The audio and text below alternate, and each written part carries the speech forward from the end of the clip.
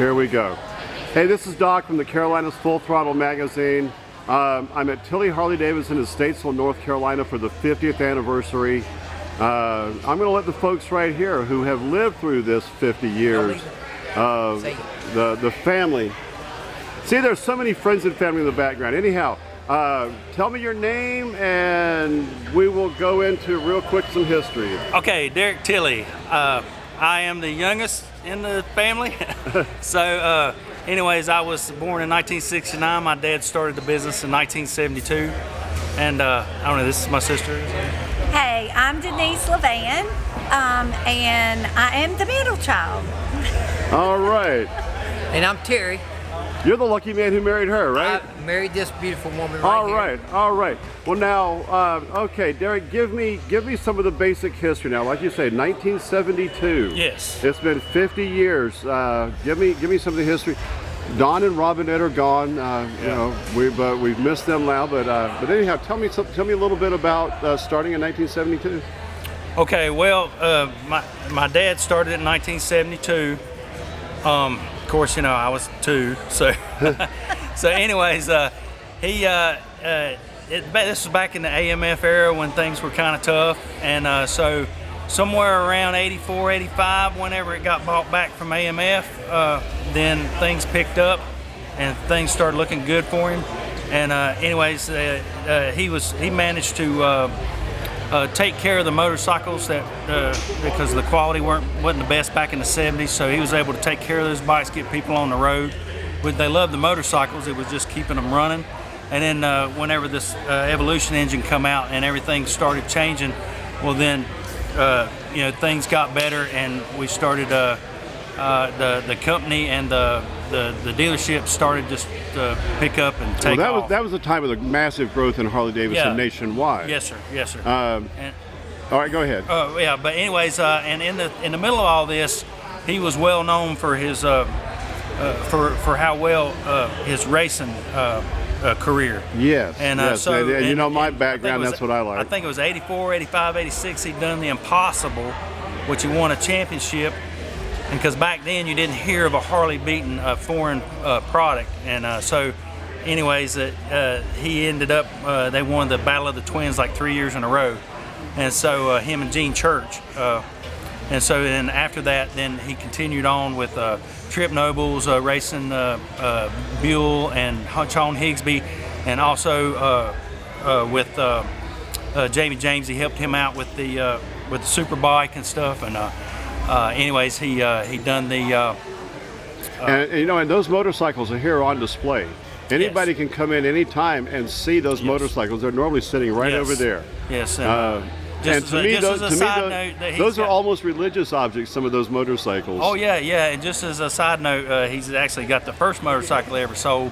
We still got it here. He bought it back from the guy when we moved over here. Yes, I did a story on that one. That is a very cool bike.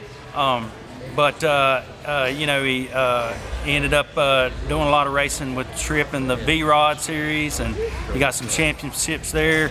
Scott Zampak, he won a championship with the 883, like I think it was 2 years, and then so there was a lot of racing history with my dad, and he could make a motorcycle go fast if you needed to go fast. I was one of those young guys that he was a hero to me at that time. Yeah. Right, like you say, a lot of people may not have been paying attention. I was one of those young guys paying attention. So when I moved here, I retired from the Air Force and moved here.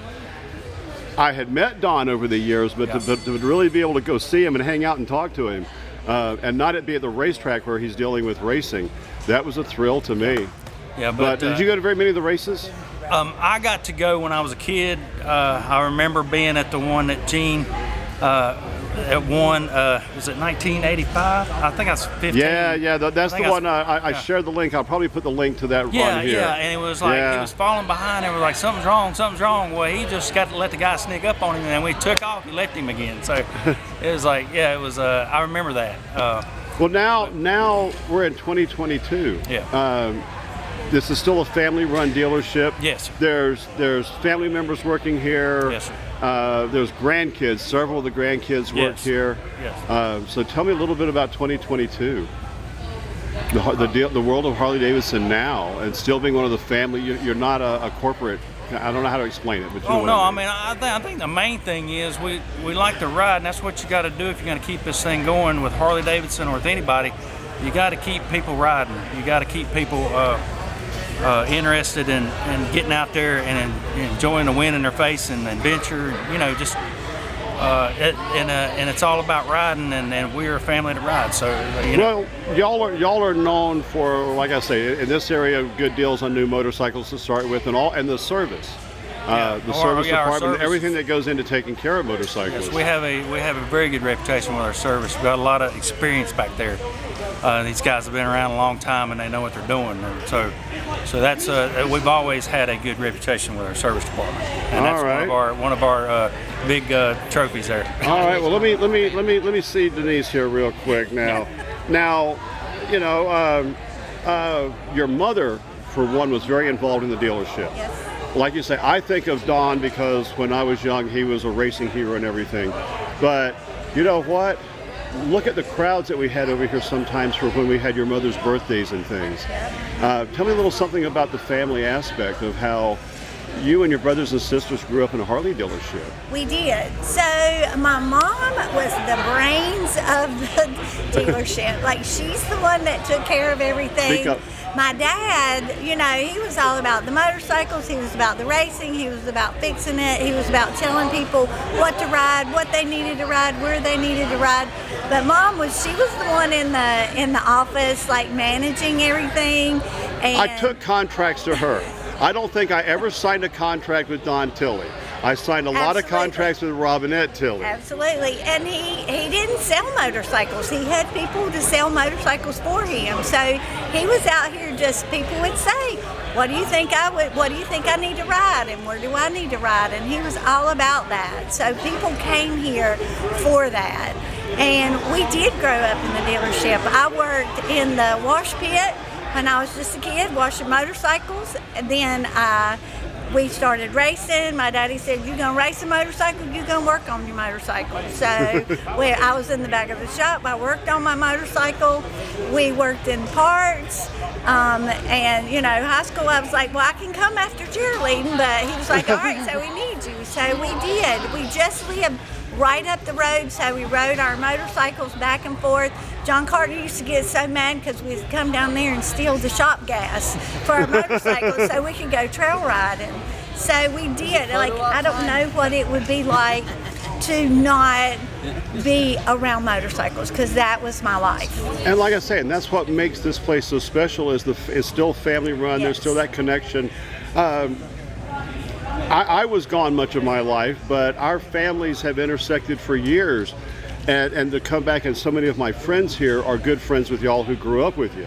And now Terry is the guy that often you see.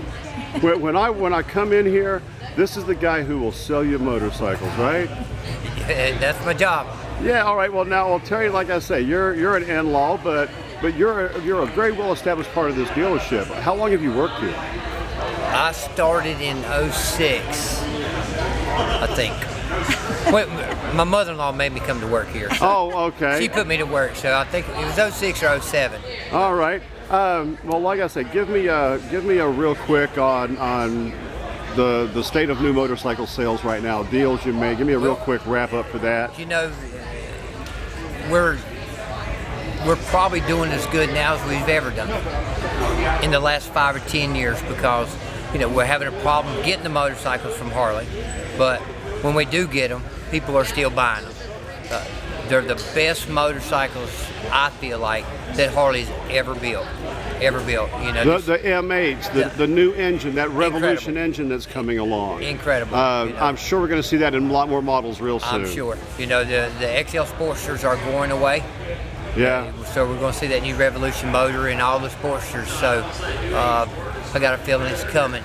It's coming. And more. All right. Well, give me a wrap up for today's the 50th anniversary. There's so many friends and family, and the weather's beautiful here. Yeah. So Oh, yeah. my mom and dad would be so. They would. What'd you say? I said my mom and dad would be so happy to see everybody here celebrating this anniversary. 50 years is 50 years. 50 years. You know what? I was at their 50th wedding anniversary party. Yep. I remember that. You're right. That made me cry that day too. Yeah. All right. Well, thanks a lot, guys. Get back to the party. Here in a little bit, let's gather for a big group photo.